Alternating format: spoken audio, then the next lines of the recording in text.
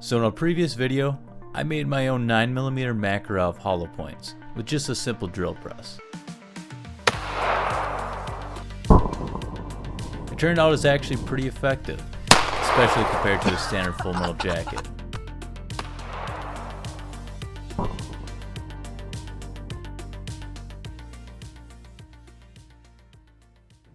But in this episode I want to try two more methods. The first one, I'll cut 2 slits in the top of the bullet using my Dremel and a small saw blade attachment. Maybe the slits will help it open up like a flower, so it can expand properly. And the other method is kind of a hybrid of both adding the slits and drilling a hole like I did in the first video.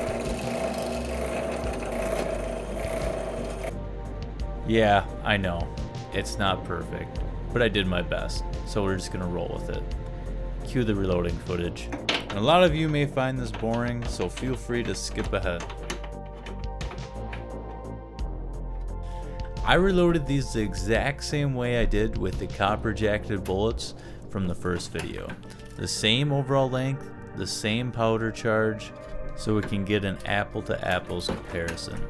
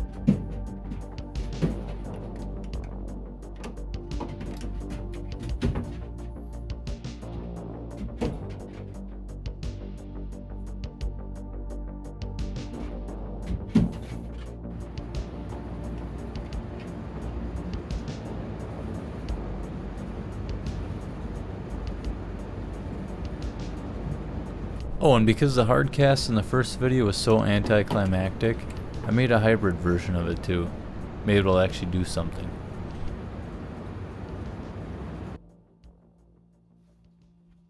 We're going to be using the CZ82 again for this test. First up, we got the Slitty boys. Okay, I got a good kind of close up of it.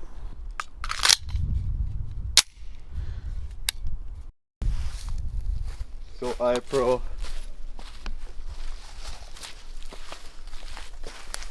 Firing in 3, 2, 1.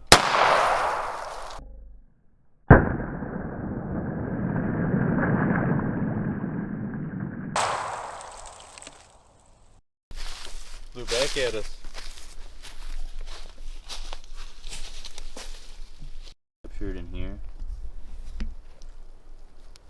Bit split open. Oh, here we go. So it fragmented. Almost like petals broke off. Kept going into the third jug, but most of it stopped in the second.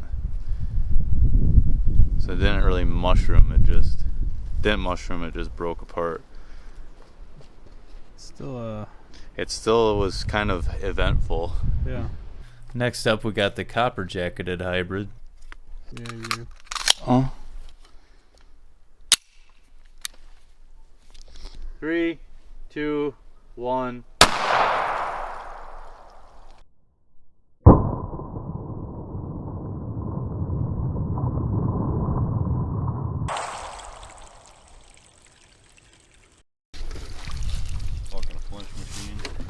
Well.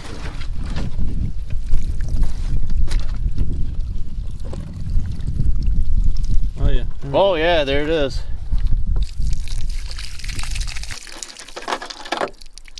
Well, Oh, that was uneventful.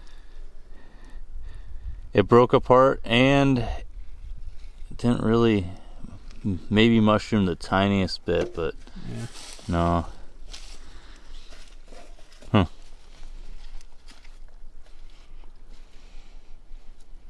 Alright, it's time for the Hardcast hybrid. I require absolute perfection. Can I rotate it? Yeah, you can rotate it. Okay, going hot. 3, 2, 1.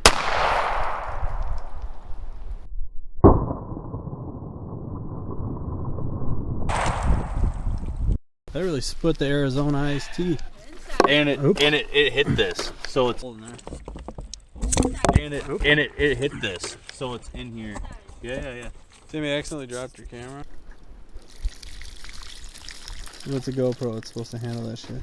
Ooh. What do we got here? Yeah, it didn't mushroom. But it broke apart. There we go. Good amount of energy jump though. Alright, for the final test, I want to compare it to a factory load. Hornady 95 grain FTX critical defense. The advertised velocity is about 1,000 feet per second. I didn't actually chrono them to see what they were out of my gun, but the hand loads I did were about 1075 feet per 3, second. 2, 1.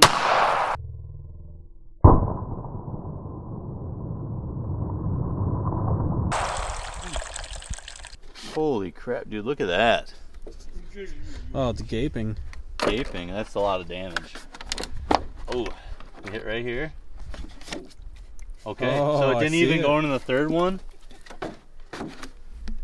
Oh shit, so it just slipped out the second one? Timmy, give me your surprised face.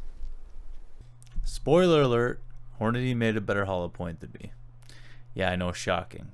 But honestly, I was kind of impressed how easy it was to just turn a full metal jacket into something that was a little more energetic. So let's get back to the bench, measure them, weigh them, and compare the difference. So remember, they all started out at 95 grains except for the Hardcast, which was 93 grains. I never weighed them after I drilled or cut into them, so keep that in mind. All the homemade hollow points barely expanded, the hybrid being the most, but still wasn't great compared to the Hornady FTX factory ammo. But there's still something to be said about the fragmentation that happened. You can see there still was a lot of explosive energy transfer.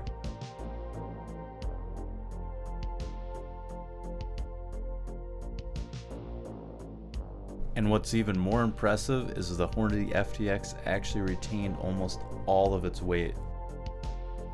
Thanks for watching, guys, and I'll see you in the next one. Peace.